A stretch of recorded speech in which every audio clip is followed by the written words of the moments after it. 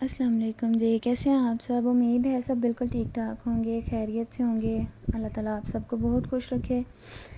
तो जी बताते हैं आज आपको अपनी वीडियो के बारे में कि किस बारे में है। तो आज से हम एक सिलाई कोर्स स्टार्ट कर रहे हैं, ठीक है।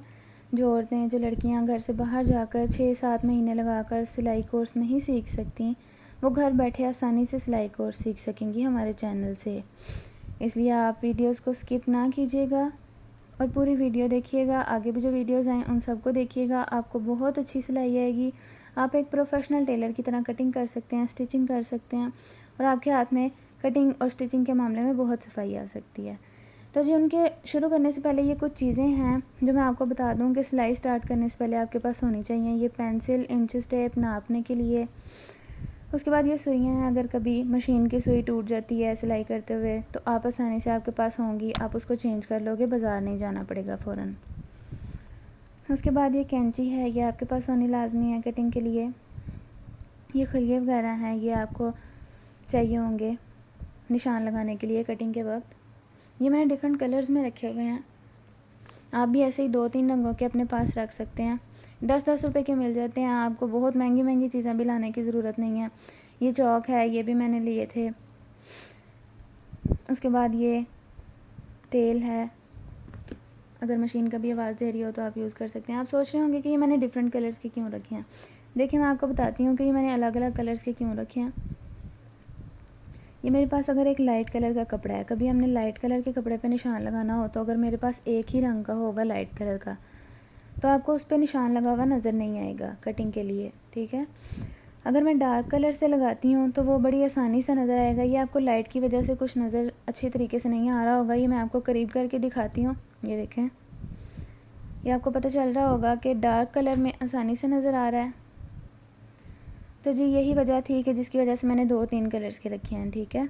आप चौक भी एक या 2 कलर के काफ़ी हैं, एक डार्क ले लो, एक लाइट ले लो, ठीक है। ये सारी चीज़ें थी जो आपके पास होनी बहुत लाजमी है, इसलिए ये पहले ले लीजिएगा। चलें जी अब सिलाई के स्टार्ट करते हैं। ये 3 तरीके होते हैं मेजरमेंट्स लेने के। आज हम सबसे पहले मेजरमेंट्स का तरीका देखेंगे। ये तीनों तरीक़ों में से हम तीसरे नंबर वाला तरीका यूज़ कर रहे हैं, फ्रॉम बॉडी। जैसे टेलर्स लेते हैं नाप के, बॉडी से ही नाप लेना है। अगर आपके पास आपका क्लाइंट को सामने खड़ा हुआ है, आप उसकी बॉडी से उसकी मेजरमेंट्स लोगे, तो वो मैं आपको बता रही हूँ कि आप कैसे लेंगे। तो जी सबसे पहले मेजरमेंट्स लेने के लिए आपको जो चीज़ें चाहिए हैं वो आपके पास कोई ना कोई इंच टेप होना चाहिए। उसके बाद आपके पास एक पेंसिल हो, एक कॉपी हो, ताकि आप लिख सकें, ठीक है। तो मेजरमेंट्स लेने के लिए जो सबसे पहली चीज़ है वो होती है शोल्डर्स का नाप, ठीक है। अब कंधों की एक हड्डी होती है, ठीक है। ये जो ऊपर शोल्डर्स की एक हड्डी है, आपने एक साइड की हड्डी से लेके दूसरे साइड की हड्डी तक निशान लगा लिया, ठीक है। देखिए मैं आप जो निशान लगा के दिखा रही हूँ, आपने बिल्कुल इसी तरह से नाप लेना है। अब एक तरफ की हड्डी से लेके दूसरी तरफ की हड्डी तक की जो लंबाई होगी या चौड़ाई होगी, आप जो भी कह लें, वो आपने लिख लेनी है। ये होगी शोल्डर्स की लेंथ, ठीक है।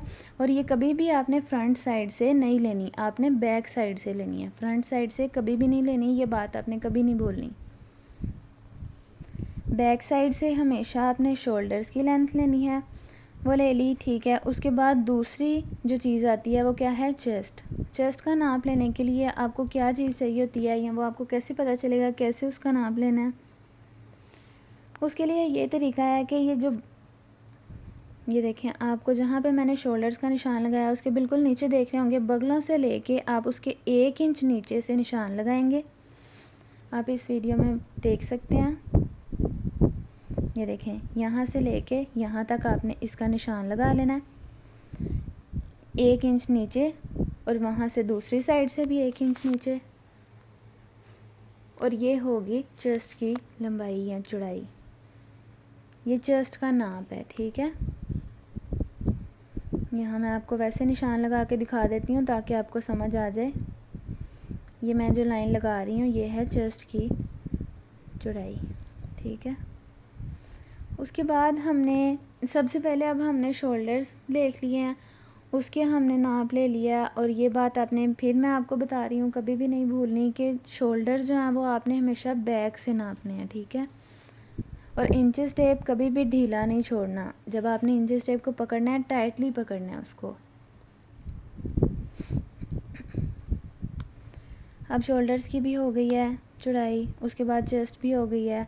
अब जो तीसरी चीज़ है वो क्या है, वेस्ट। अब वेस्ट कैसे आपने नापनी है वो भी मैं आपको बताती हूँ। वेस्ट को नापने का मैं आपको एक ट्रिक बताऊँगी, ठीक है।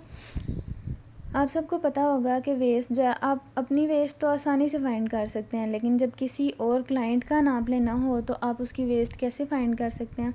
उसके लिए मैं आपको एक आसान सा ट्रिक बताती हूँ।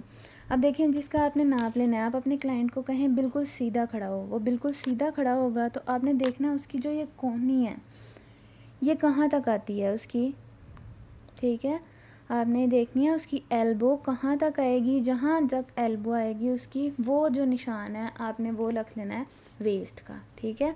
ये एक आसान सा ट्रिक है। आप खुद भी खड़े होके बिल्कुल स्ट्रेट खड़े होना है। आप देख सकते हैं कि आपकी एल्बो कहाँ तक आती है। जहाँ तक एल्बो आएगी वो हो गया आपकी वेस्ट, ठीक है। अब शोल्डर्स हो गए, चेस्ट हो गई, वेस्ट हो गई। उसके बाद आ जाती है बारी हिप की। अब हिप का नाप हमने कैसे लेना है उसके लिए भी मैं आपको एक ट्रिक बताती हूँ। आपने अपने क्लाइंट से कहना है बिल्कुल सीधे खड़े हो जाएं। जब वो बिल्कुल सीधे खड़े हो जाएंगे तो आपने जो कलाई है, ये कलाई है ना आपकी, जहाँ पे घड़ी भी बांधते हैं, जहाँ से हाथ शुरू होता है उससे पहले तक, बहुत ऊपर तक नहीं लेना, जहाँ हाथ शुरू होगा वहाँ तक, ठीक है। ये जो चीज़ है यहाँ आपने देखना, ये आपने सीधे खड़े होकर देखना है कि ये कहाँ आ रही है। ये वेस्ट आपकी उससे नीचे तक, जहाँ तक एल्बो थी उसके नीचे आपने देखना है कि कहाँ तक आ रही है आपके कलाई। अब जहाँ तक कलाई आ रही होगी वो आपकी क्या होगी, हिप। तो वो जो चौड़ाई है आपकी हिप की हो गई, ठीक है। ये मेजरमेंट किसकी हो गई है, हिप की। अब शोल्डर्स की भी आपको मेजरमेंट आ गई है कैसे करनी है, चेस्ट भी, वेस्ट भी और हिप भी, ठीक है। अब उसके बाद बारी आ जाती है लेंथ की। अब हमने लेंथ कैसे मेजर करनी है।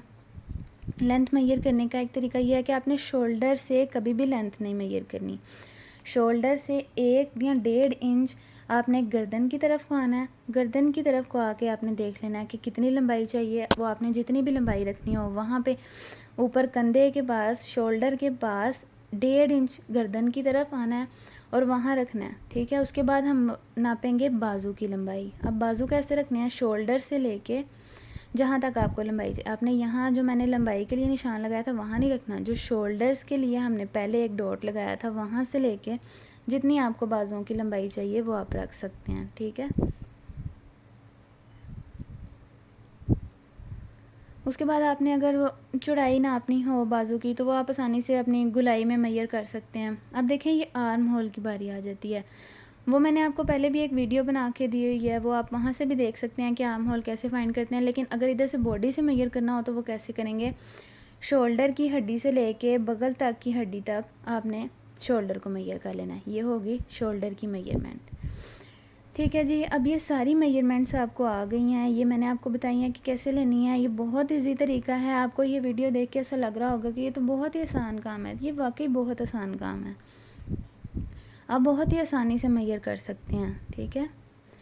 उसके बाद बारी आ जाती है नेक की। नेक हर बंदे की अपनी चॉइस होती है कि वो कहाँ से कहाँ तक रखना चाहता है या कितनी रखना चाहता है।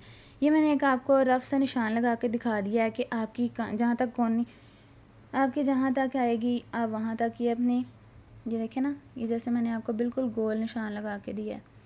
ये आप जितनी मर्ज़ी इसकी लंबाई या चौड़ाई रख सकते हैं नेक की। कोई लोग बिल्कुल सीधा भी नेक रखते हैं, इसलिए आप इसको मेजर करने की ज़रूरत नहीं है। आप उससे पूछ सकते हैं कि किस किस्म का नेक बनाना है, ठीक है जी। अगर आपको मेरी ये वीडियो पसंद आई हो तो इसको लाइक कर दीजिएगा, शेयर कीजिएगा। अब इस तरीके से आपको पता लग गया होगा कि कैसे आपने मेजरमेंट्स लेनी है। ये मुझे बाद में पता लगा या बाद में याद आया, आप कह सकते हैं कि मैं आपको दोबारा से एक दफ़ा बता दूं कि ये हमने किस तरह से मेजरमेंट्स लिए हैं या कौन कौन सी टाइप्स हैं। ये 3 इसकी टाइप्स हैं। डायरेक्ट मेजरमेंट्स, एक होती है चेस्ट मेजरमेंट, एक होती है फ्रॉम बॉडी। हमने जो तरीका लिया है वो है फ्रॉम बॉडी। मैं अभी पहले 2 की बात बिल्कुल नहीं कर रही हूँ क्योंकि इस तरह आपका माइंड जो है वो डाइवर्ट हो जाएगा, ठीक है। अब आपको समझ आ गई होगी कि किस तरह से मेजरमेंट्स लेनी है। तो जी बहुत शुक्रिया, आप अपना ख्याल रखिएगा। अगर आपको वीडियो पसंद आई हो तो लाइक कीजिएगा, शेयर कर दीजिएगा और कमेंट्स में हमें बताइएगा कि आपको हमारी वीडियो कैसी लगी। सब्सक्राइब चैनल ज़रूर कीजिएगा। अल्लाह हाफिज़।